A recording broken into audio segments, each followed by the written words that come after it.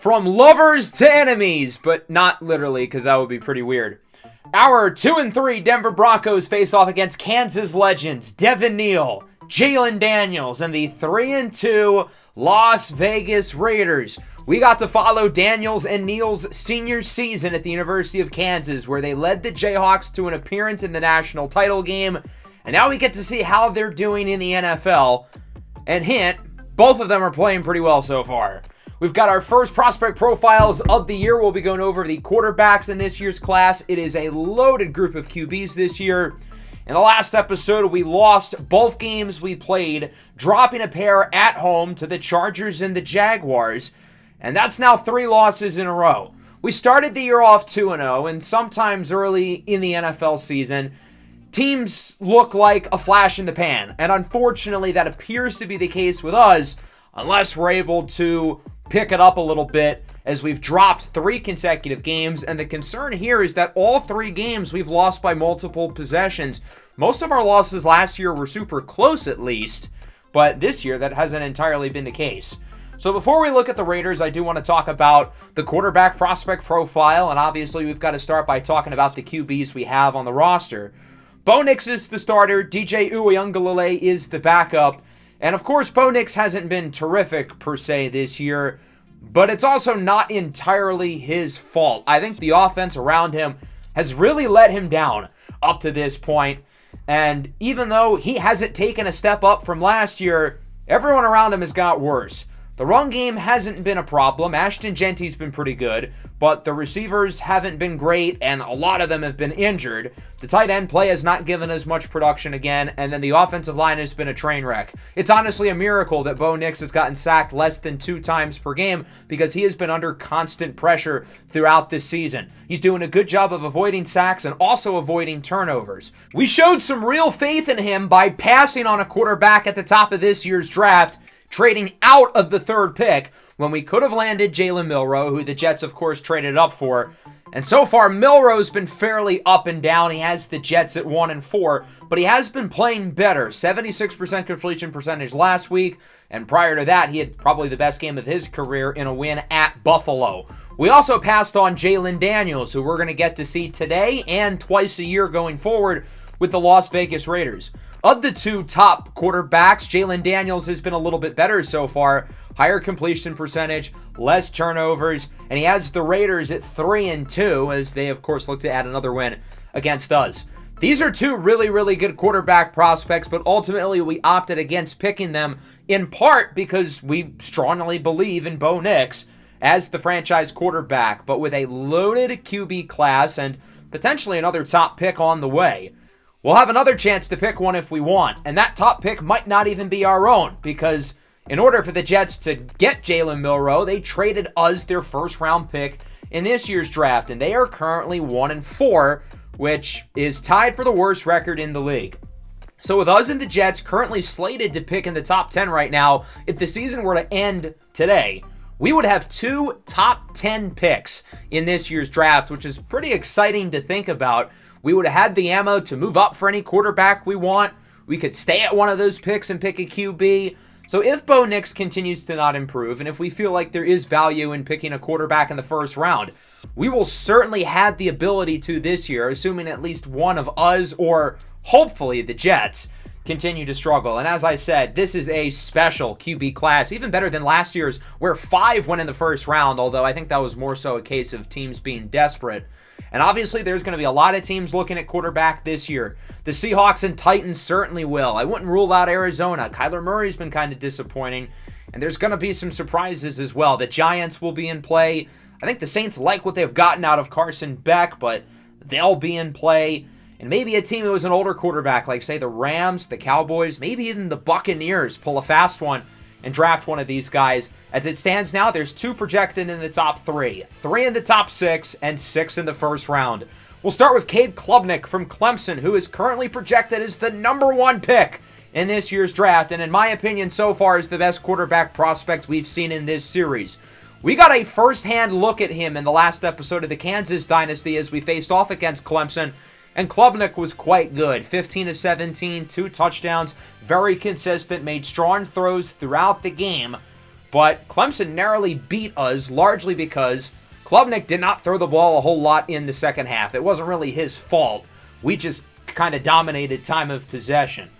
Klubnik's body of work over the last couple of years is really impressive. He's a very accurate quarterback. He's got the physical tools, pretty big arm, has ability as a runner, and he has improved so much from when he started at Clemson as a freshman, where he was really inconsistent, to the last 2 years where he's been terrific. Since the start of 2024, he has a touchdown-to-interception ratio of 56-4. Completed 76% of his passes last year, a little bit less efficient this year, but again, he only threw 2 incompletions against the Jayhawks. And if we combine everything that Klubnik brings to the table, there really are not many flaws with him as a prospect. I'm a little bit surprised he didn't declare for last year's draft. I think he very well could have been the first quarterback off the board, or at the very least would have been the same tier as Milroe and Daniels. But there are a few guys right behind him chasing for that QB1 spot, including Avery Johnson out of Kansas State, who had a huge offseason, and so far it has certainly shown in his play as a junior with the Wildcats. Maybe the most accurate quarterback in the country. His completion percentages aren't bad. They're in the high 60s, but they won't show how impressive he is as a natural passer along with his gifted rushing ability. Now, he is a little bit undersized. He's 6'2", but he's only around 190 pounds. He's got to fill out a little bit more. But look at the accuracy ratings.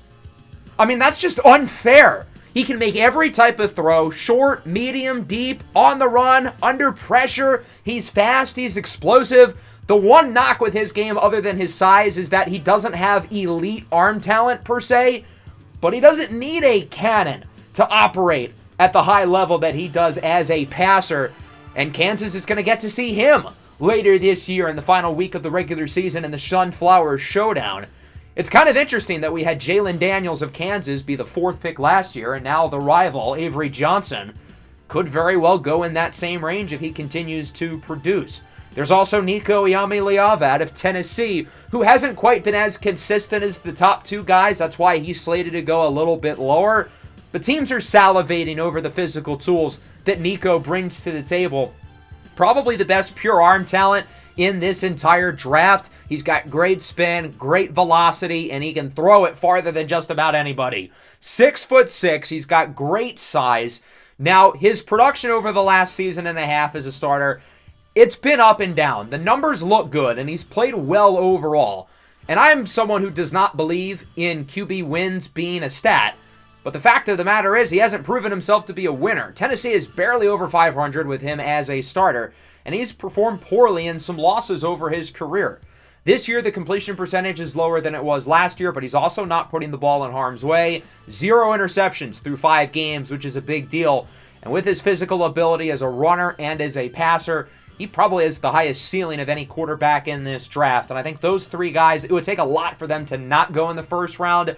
But this tier, with Weigman, Orji, and Aller, it's a little bit more split with teams across the league. These guys are all fringe first-rounders, and we'll start with the redshirt junior from Texas A&M, Connor Weigman, another guy who is a former 5-star recruit. The production over the last season and a half has been impressive. He's a good player, and again, the physicals with him are really impressive. However, in the 2 biggest games of his collegiate career that we got to watch, the SEC Championship last year against Georgia, and then the first round of the college football playoff against Ohio State, he was pretty bad in both of those games. It's not entirely his fault. The offense around him, kind of like Bo Nix this year, really failed him. But it's also true that he was not a net positive in either of those games at the quarterback position. But he's off to a pretty good start this year as a redshirt junior, looking to lead the Aggies back into the playoffs, 69% completion percentage. And this is not check down Charlie. He averages around 10 yards per attempt, one of the highest marks in the nation. And I think teams probably prefer him a little bit right now to Orji and Aller, just because I think he's a little bit more consistent than both of them. But all 3 of these guys are very physically gifted, but also have some flaws in their game. As that brings us to Alex Orji out of Michigan. I don't think anybody over the last year or so has improved their stock overall more than Alex Orji, who went into his junior season at Michigan fighting to be the starter, won the job, struggled early last year, but he really came along, leading them to the college football playoff. They snuck in as the final at-large team, And ultimately, they ran the table, winning the national title. And the biggest reason for that was the play of Alex Orji, who ended up winning the college football playoff MVP. Many people point to his accuracy being the concern with his game, but over the last season and a half, he's proven that that's not really the case. Last year, he threw just under 70%, and this year's completion percentage is also at around 70. The turnovers are up so far this season. He's already been picked off 4 times, and he needs to do a better job of keeping the ball out of harm's way. He doesn't always make the perfect read, and that's certainly going to be an issue early in the NFL. But I think like his collegiate career, it might take some time for him to learn. But with his physical tools, with the arm strength, with the accuracy, with the athleticism, and with his size, 6'3", 235, there's no reason to think that he won't have a linear progression path, much like he had at the University of Michigan, to where eventually he turns into a really good player that we've seen over the last 2 seasons. 43 passing touchdowns since the start of 2024. Now, albeit he played in a lot of extra games last year, being that Michigan made a whole 4-game playoff run. But again, he was the biggest reason why they went on that run, performing really well in all 4 of their playoff games. And then we get to Drew Aller out of Penn State. And I think the consensus around Aller, well, there really isn't a consensus around him. People seem to be very mixed on him. Some evaluators really like the traits with him, combined with the fact that he's a smart player. He doesn't put the ball into harm's way. He doesn't throw many interceptions. But the consistency has just never been there for him since he was at first a starter in the 2023 season to now, 2.5 years later. The consistency's never really gotten there, and he was supposed to be the guy who really took the Penn State football program above and beyond and finally got them out of their consistent 10-2 seasons where they're a good but not great team. Drew Aller is supposed to be the savior, and he really hasn't been that. Penn State was really disappointing in 2024. They've been a little bit up and down so far this year, although they're coming off a big win against number 9 Iowa on the road. The numbers look good. The physical tools are good, but the consistency with Drew Aller needs a lot of improvement. I think some team's going to fall in love with the tools, though, and pick him maybe as early as the late first round.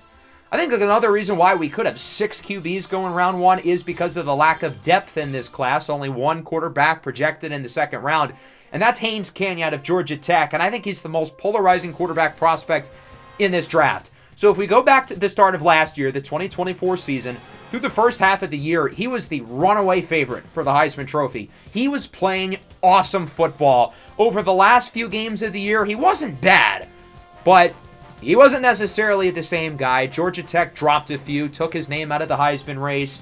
This year, first game of the season against Notre Dame, dislocates his ankle. He'll be back around the middle of the year, but obviously that hurts. He ran for a 75-yard touchdown in that first game against Notre Dame. Hadn't even attempted a pass before he suffered the injury, which, again, is keeping him out for roughly half the season. But last year, he was so impressive. The accuracy, the big-time throws, the ability as a scrambler. He has consistently gotten better since he started in college at Texas A&M. But he's also going to be 25 years old next year, which is really not ideal, and that does give some teams some question marks if he has a lot of room to grow as a franchise quarterback. Then we get to Miller Moss out of USC, also on the older side. He'll be 24 years old next year. Moss, of course, plays for QB guru Lincoln Riley, and pretty much every quarterback that Lincoln Riley touches eventually turns into a pretty good player, and that has become the case with Miller Moss, who really improved this year in the offseason, and it has shown for USC. Now, the season started off a little bit rocky. He didn't play well in their first game. They lost to Georgia Southern. But since then, the Trojans have won 5 in a row, and a big reason for that is Moss. The biggest difference from last year to this year is that the turnovers have been cut way down. He was picked off 15 times last year, but through 6 games this season, he's only been intercepted twice. A very encouraging development within his game. When I was looking for the quarterbacks in this draft, I was really surprised to see how good Taylon Green has been at the University of Arkansas, but with his production, his big frame at 6'6", over 220 pounds, and the physical tools that he brings to the table, it's hard to argue with him not being a projected top 100 pick at this point in time. Started his career at Boise State before transferring to the Razorbacks. Really impressive arm, really dynamic on the ground. And this is somebody whose traits you want to bet on. Somebody who has the physical tools, who has continued to improve over their collegiate careers. And that's exactly what has been the case for Taylon Green. Interception to touchdown ratio of 43-6 since he joined the Razorbacks in 2024. A little bit less consistent in terms of his completion percentage this year, but overall, he's been a really good player since he signed on to Arkansas. As we look down the board a little bit, again, it's not overly deep in terms of day 3, but there are a few names to watch here. Garrett Nussmeier and Preston Stone from LSU and SMU, two talented players who have been a little inconsistent, but are both good starters. I want to look at Ty Thompson, though, from Tulane. I think he's got the best chance of these day 3 quarterbacks to be successful in the NFL. Highly regarded recruit at Oregon. It didn't work out for him as he was replaced by our good friend Bo Nix. Transfers to Tulane, and last year as a junior, he was awesome.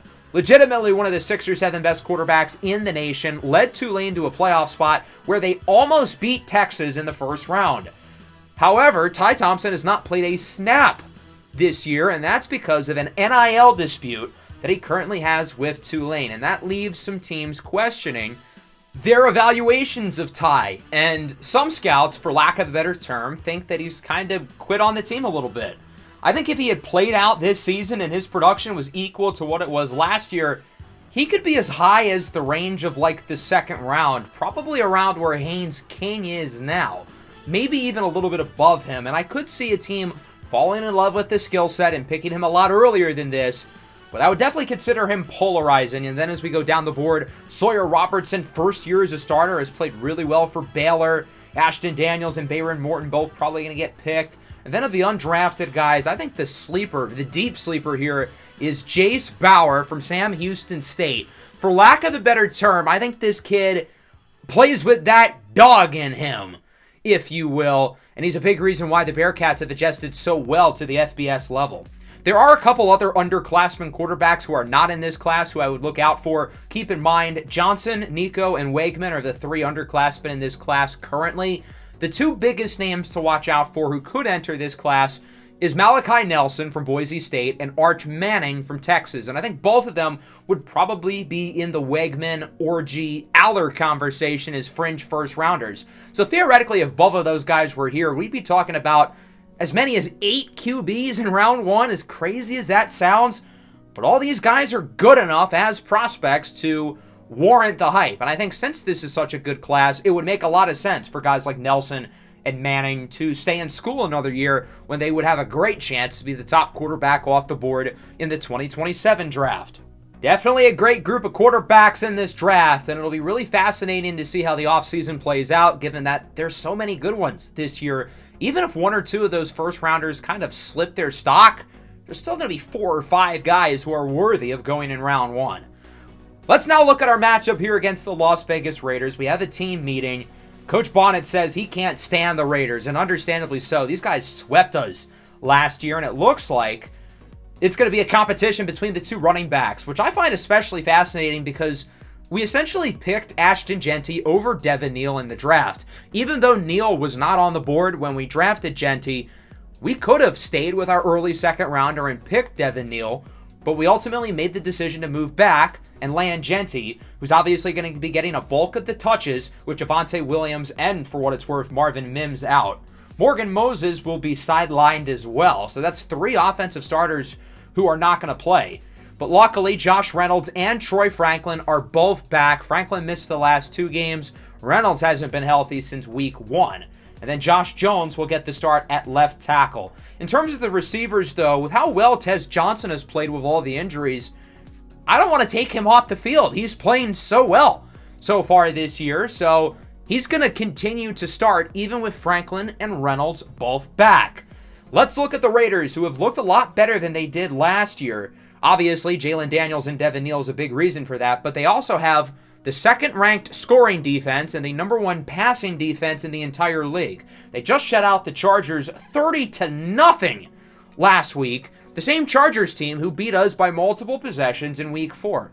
We've already talked about Jalen Daniels, and while it hasn't been a perfect start to the year for him, he has overall been a pretty good player for the Raiders.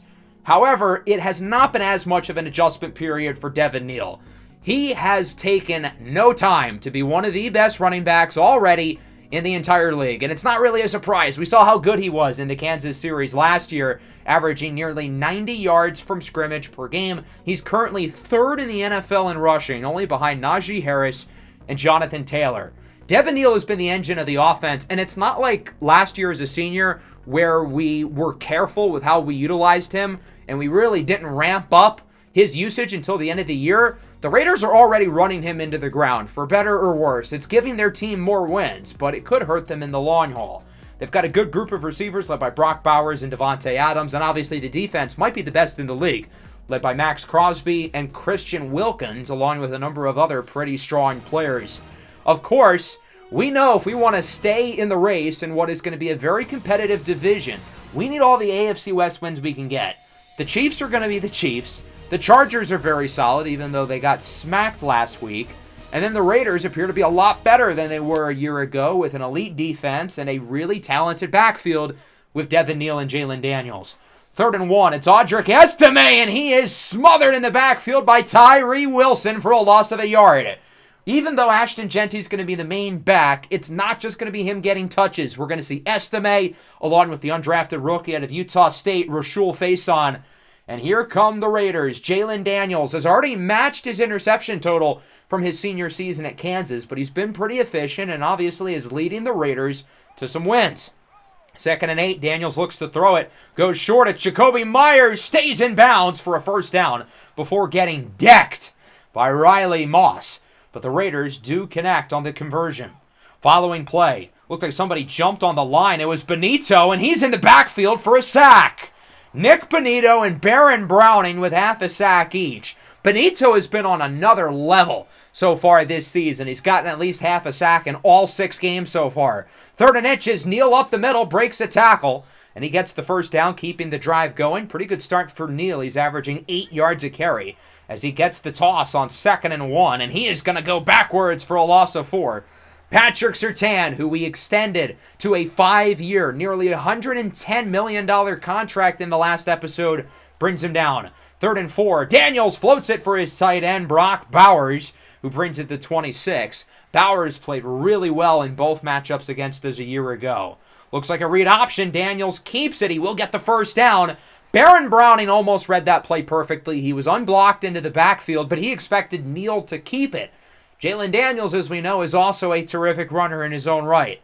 3rd and 5, Daniels under pressure. That ball's out, and he quickly scoops it up. A good job by Jalen Daniels to recover the strip sack from Nick Benito, who has 1.5 sacks already today. Nick Benito, I don't think this is a stretch to say he's been the best player on our team through the first third of the year. I think he's at, 5, 6 sacks already? He has been unreal. And that'll bring out the field goal unit. It's Daniel Carlson from 47. This kick is good, but there is a flag. And it was a late flag as well. Roughing the kicker, automatic first down. A rookie mistake from Marvin Grant. And before you guys get mad at me, I was not usering Marvin Grant. I was using Savon Revel. This is on the game, not me. 2nd and 1, Neal has room, untouched into the end zone for a touchdown. And the all-time leader in rushing and rushing touchdowns at the University of Kansas is then for the score. A 7-0 lead through 1 for Las Vegas. A 7-minute opening drive for the Raiders. Bo Nix has thrown the ball once so far in this game. As we go into the second quarter, we're certainly hoping for a little bit more offensively, as it is a 3rd and 4 from the 46. Nix will hand it off to Genty, tries to go to the outside, but there is nowhere for him to go. Tremaine Edmonds brings him down. It's a loss of 6. Edmond acquired from the Bears in the offseason, but Max Crosby is hurt, and he tore his abdominal. That's a multi-week injury for the All-Pro. Raiders back with it. Neal with a nice first down run before being wrapped up by Brandon Jones. 9 carries, 61 yards, and a score for Devin Neal, picking up right where he left off. He, again, is already one of the best running backs in the NFL. Brock Bowers with the open reception gets a first down, quickly wrapped up by P.J. Locke. So far, so good here on drive number 2 for the Raiders. And through 13 minutes, they very clearly have been the better team so far, although Neal is smothered in the backfield for a loss. Jeffrey Bussa, The fellow rookie out of the University of Oregon brings him home. As a rotational player, I continue to be impressed with Bossa, as Neal gets it on second down and he is smothered again. It's another rookie, Marvin Grant. Neal's former college teammate at Kansas brings him down. Grant, also having a strong rookie season, leads the team in tackles. 3rd and 13. It's a screen for Devin Neal, and he gets around 5. Surtain brings him down. And as we talked about going into the game, the high usage for Devin Neal continues. He has been the engine of their offense. 57-yard field goal try for Carlson. It's up, and it is no good. Wide to the right. No flag this time, thank God. And Denver gets it back. 2 drives and I think 0 first downs so far for the Broncos. It has been tough sledding for them on offense, hoping that this drive can be the one that changes things. Nix on first down. Hit as he throws. He's picked off. Trayvon Merrick with the interception, and he brings it past the 40. What is Bo Nix doing? Well, he's spazzing out like that because he got injured and is going to the locker room. Not the sight you want to see for the Broncos. The starting quarterback injured on the interception as the Raiders get it back. Devin Neal with another first down, wrapped up on the play by Surtain. It's a bruised sternum for Bo Nix. Not a serious injury, thank goodness. He'll be fine long term, but he will not return today. DJ Uiagalelei, the undrafted rookie out of Florida State, will play the rest of the game. On first down, Neal in the zone, and that's going to be pretty short-lived as he loses 2. Baron Browning brings him down. Browning's gotten off to a nice start in this game. He's made a few really nice plays in the backfield. 2nd and 12 with Bowers in motion. Daniels looks to throw it under pressure. His pass is caught. Neal zips away from Grant and gets the first down, tackled in the red zone by Sanders despite pressure off the edges from both Benito and Browning, who are tormenting these Raiders offensive tackles. 3rd and 3, dropped interception in the end zone. Riley Moss should have come down with it. And ultimately, that's going to end up being a 3-point swing most likely as the Raiders bring the field goal unit out. Daniel Carlson's been busy, but he actually makes a field goal that counts. And it's now 10-0 Las Vegas. Look at the time of possession so far. The Raiders are outgaining us 127-20. And they have had the ball far longer than us. We've had it for 3 minutes. Would you believe me if I told you the Raiders also start with the ball in the second half? As here comes the Denver offense with DJ Uiagalelei, the rookie out of Florida State, by way of Oregon State, by way of Clemson, had a rocky collegiate career, but made the final roster. His first NFL pass is dropped by Tez Johnson. The one issue so far with Johnson has been the drops. He's had quite a few over the last couple of weeks. 3rd and 6, DJ short throw. This time Johnson hangs on for a first down. DJ's first completion in the NFL. These are literally his first regular season snaps at quarterback. He did have a pretty good preseason as Genty gets a nice block from Sutton, jukes away from Merrick, and brings it to the 43-yard line as Christian Wilkins appears to be banged up. The Raiders already lost Max Crosby earlier today. Doesn't look like Wilkins will be out for too long, though. He's not going to need to go to the locker room. Minute 21 and all 3 timeouts past the 50. Denver's actually kind of moving it down the field with DJ in the game as he connects with Tez Johnson, who brings it to the 27-yard line. This has been our best drive of the game so far. DJ looks calm and composed. We haven't asked too much out of him, but he's done what he's needed to. 3rd and 4. Genty breaks the tackle, gets the first down, and he is still in bounds. We're going to have to call a timeout. Look at that clock. There's like 12 seconds left. We've got to make sure we have enough time to run these plays. From the 10 with 1 timeout left, DJ calls a switch at the line of scrimmage. He'll go short, gets it to Franklin, out of bounds. Only takes a few seconds off the clock, and it gets us a lot closer. Now at the 3, still with the timeout in our back pocket. On 2nd down, Genty walks it in for a touchdown. Kobe! And that one bricks off the side of the rim. But nonetheless, it is a 10-7 ball game. And honestly, a miracle that we're only down by 3 going into half, considering, well, really how dreadfully our team played in the first half. The offense was pretty abysmal, minus that last drive, which it was certainly encouraging to see us move the ball down the field with the QB change and DJ Uiagalelei in for the injured Bo Nix as we take a look at our halftime report around the rest of the NFL, and we'll start things off up in Lambeau. The Philadelphia Eagles facing off against the Green Bay Packers in a battle of 2 of the more talented teams in the NFC. And currently it is the Packers up 14-6. It's been the Josh Jacobs show, as he's responsible for both touchdowns so far in this game. The Packers repping the all-white uniforms. Maybe the only good thing this team has to offer, in my opinion. But they do with the lead here over Philadelphia. Green Bay currently 5-0. They're playing some excellent ball. And it certainly helps them that the rest of the division has been disappointing. The Bears have not played well with Caleb Williams getting hurt. The Lions have really disappointed. And the Vikings are still adjusting with rookie quarterback Kyron Drones. In the Meadowlands, a blowout, 35-7. The Giants topple the New England Patriots. Russell Wilson turning back the clock. Jalen Hyatt with a big game, 3 catches and 2 touchdowns. An impressive win for a Giants team who moves up to 3-3. Might not be as bad as we thought, but they also might not be in range to draft one of those quarterbacks. We'll really get to see how good they are. They're on our schedule in 2 weeks. And then the Rams and the Colts in LA. Both teams playing pretty solid this year, each with a record of 3-2. Both of these teams, of course, made the playoffs a year ago. And it's the Rams who lead it 14-7, headlined by this score from Matthew Stafford to Puka Nacua. The Rams look to improve to 4-2 in what has been a very disappointing NFC West for a second year in a row, as they look to win the division in back-to-back seasons, while the Colts, of course, with Anthony Richardson, who's played really well so far this season, look to avoid a potential losing streak as we go into the second half. And again, it's honestly a miracle that we're down by 3, because the first half really did not go well, from Bo Nix getting hurt to the offense really struggling, but we did some good things on that last drive. And here in the second half, I think we just really need to focus on running the football, really establish the ground game. And then defensively, we've held up since letting up the opening drive touchdown. Jalen Daniels has been pretty solid, though. Devin Neal has been really good. We've certainly had to rely on the pass rush, and those guys have been really good up front, keeping us in the game. 3rd and 6, Daniels up the middle. He's got a first down. It's hauled in by the rookie out of Iowa State, Jaden Higgins, drafted in the 3rd round. And he will move the chains for Las Vegas. On first down, it's an RPO. Hauled in by Jacoby Myers, and he gets the first down. Quiet game, though, for Devontae Adams. He really hasn't done much of anything. Patrick Surtain's done a really good job with him, rebounding after back-to-back poor performances last week. As Daniels fumbles it again, still on the ground, and finally picked up by the Raiders. Guess who it is with the force? Nick Bonito again. He has 2 total sacks today, 5 TFLs, and 2 fumbles forced.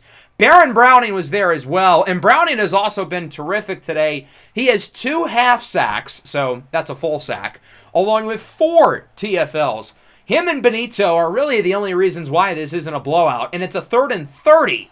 They go for the screen, it's incomplete, but there's a flag. You have got to be kidding me. Roughing the passer, automatic first down. An absolutely boneheaded play by Jonathan Cooper, because that was a 3rd and 30. The Raiders were just running a screen to end the drive. And now they get a first down out of it. 3rd and 6, broken up.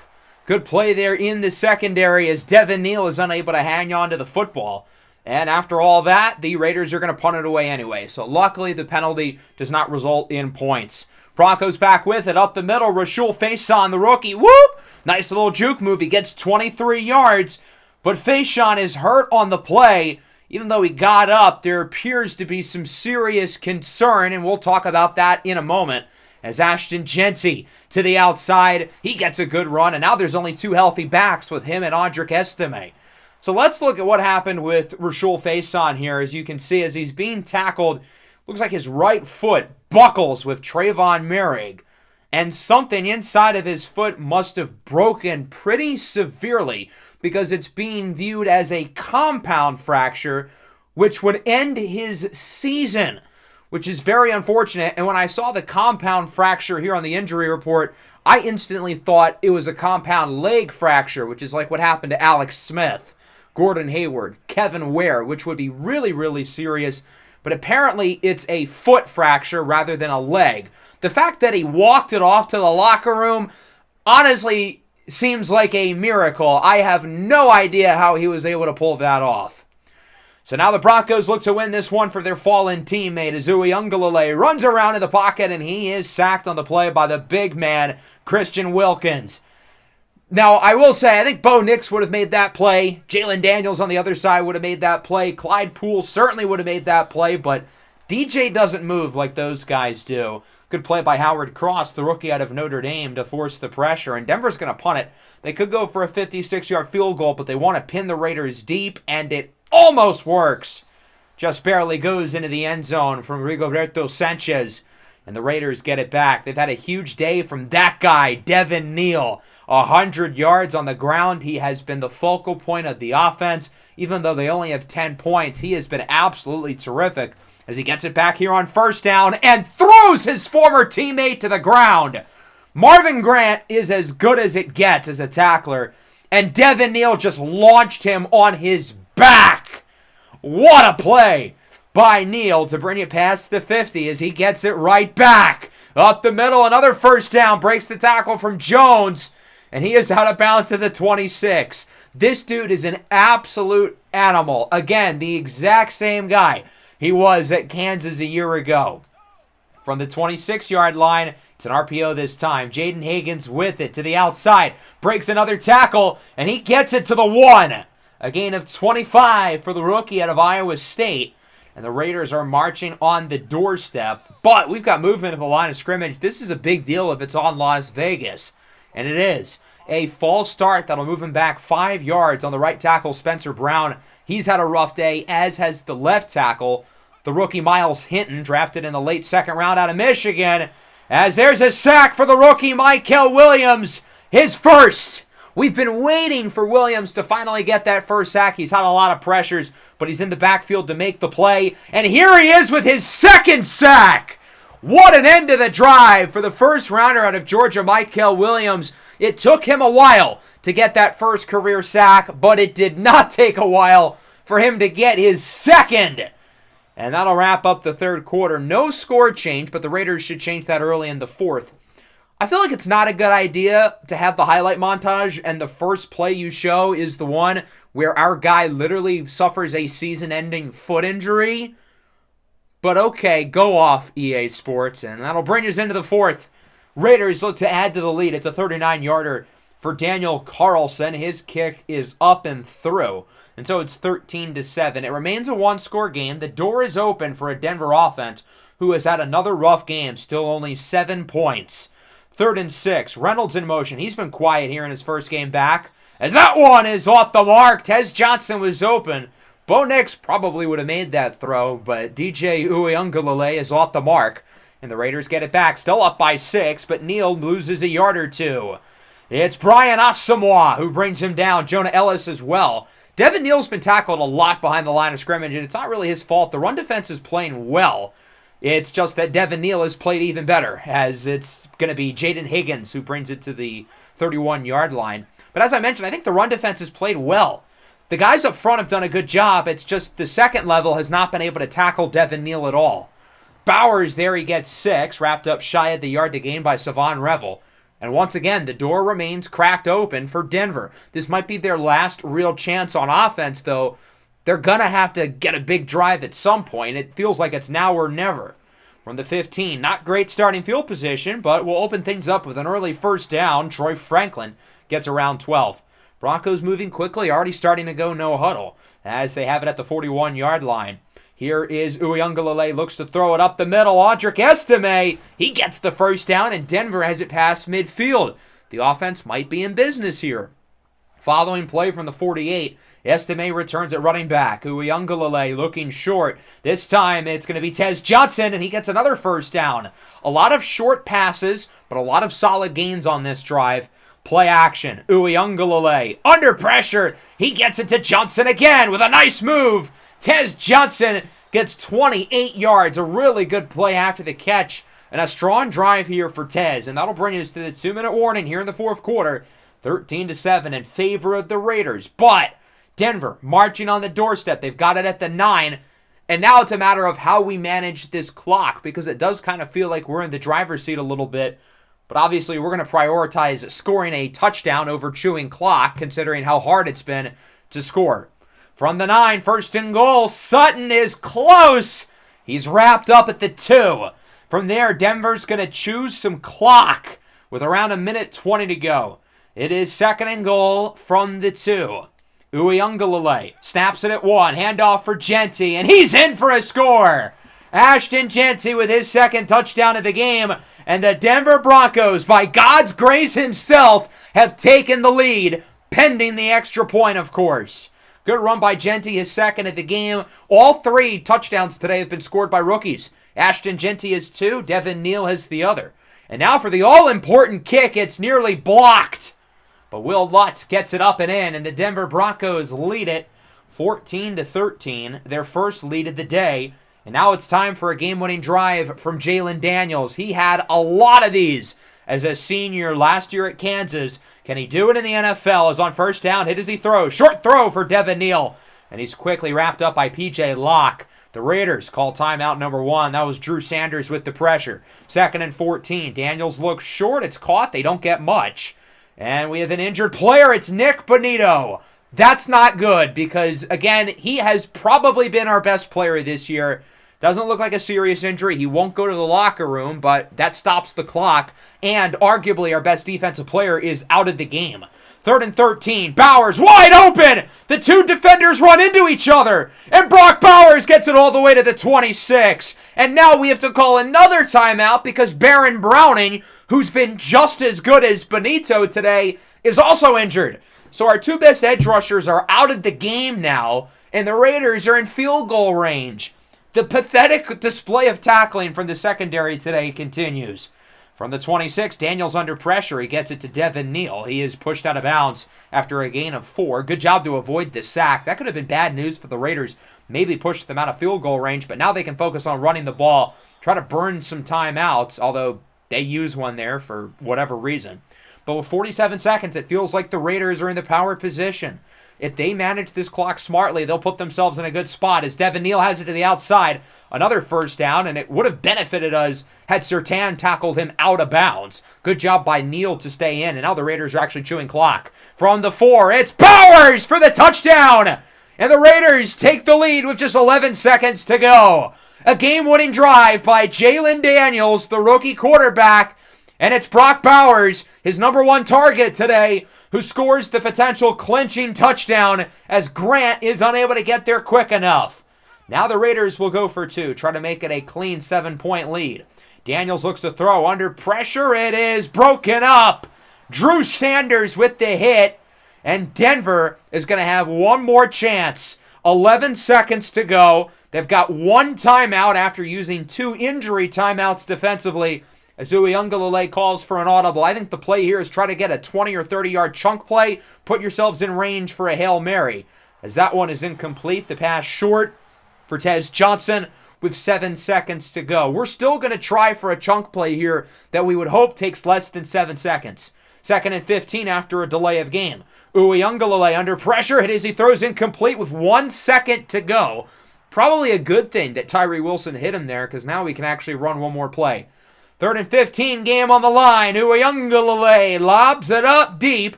It is tipped and incomplete. And the Raiders come into the Mile High City and hang on for dear life. 19-14. Las Vegas goes up to 4-2 with the rookies Jalen Daniels and Devin Neal, while the Broncos lose their 4th consecutive game and are now 2-4. An unfortunate loss here, a game that we had a chance to win. Now, I will say on one hand, the game really should not have been this close. We got clearly outplayed, but the defense came up with some key stops other than the final drive of the game, and the offense obviously had the timely touchdown. But overall, I don't think the defense was particularly great, especially the back end. The secondary was poor in pass defense, and they couldn't tackle to save their lives. Jalen Daniels was terrific. He was efficient. He made big throws when he needed to, but he really was not the star of the show. It was Devin Neal, who was absolutely terrific. 151 rushing yards and a touchdown, 66 yards after contact. He is a superstar. As for our passing attack, of course, Bo Nix got injured. DJ Uiagalelei comes in, and he wasn't great, but he wasn't completely horrible, I suppose. Ashton Jeanty played pretty well. He scored twice. Bowers, Higgins, and Tez Johnson all play well. Cortland Sutton was pretty quiet, though, and Devontae Adams did not get a single target. Welcome to Surtain Island, my friend. I got to give the front 7 credit. They're the reason why we stayed in this game. Nick Bonito, 8 tackles, 5 TFLs, 2 sacks, 2 fumble forces. He was incredible. And then Baron Browning was terrific as well. 4 TFLs and a sack. And then Michael Williams with the 2 sacks as well. The pass rush was terrific, and the run defense up front did a good job. Much of Devin Neal's production came after contact. We tackled him a lot behind the line of scrimmage. It's just that he had a lot of really good runs where he didn't even need his offensive line to perform. Ashton Genty says here on the right, I always look forward to this game. We want to beat these guys every time. Well, unfortunately for us, we never do beat them. We're now 0-3 in this series against the Raiders. But apparently, Ryan Clark said on his podcast that Ashton proved him wrong and outplayed Devin Neal.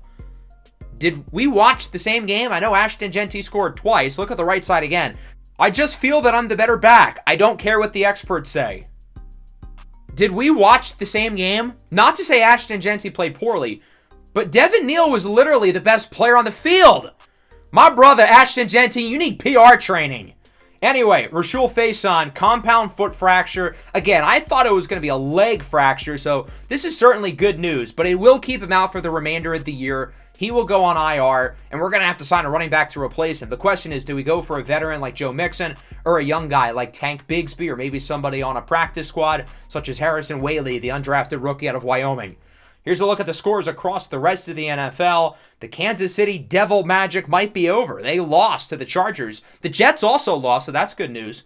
Players of the week, Russell Wilson, Trevor Lawrence, A.J. Terrell, and Nick Bonito. Very well deserved. He was terrific in this game against the Raiders. And we've got to have a conversation about Bonito because he continues to impress. I thought he had a solid season last year. Of course, he was a stud of the year candidate. But he has been on another one this season. It's a contract year for Bonito, and he is making himself a lot of money. 11 TFLs and 6 sacks. He's had at least 1 TFL and half a sack in every game so far. And today, he looks like a complete game wrecker. When we drafted Micah Williams, the thought process was that I was hoping we would get a true alpha pass rusher, and maybe we will be getting that with him. But apparently, we might already have an alpha pass rusher on our roster. Nick Bonito is going to be on the short list for Defensive Player of the Year. And you know what? He completely deserves it.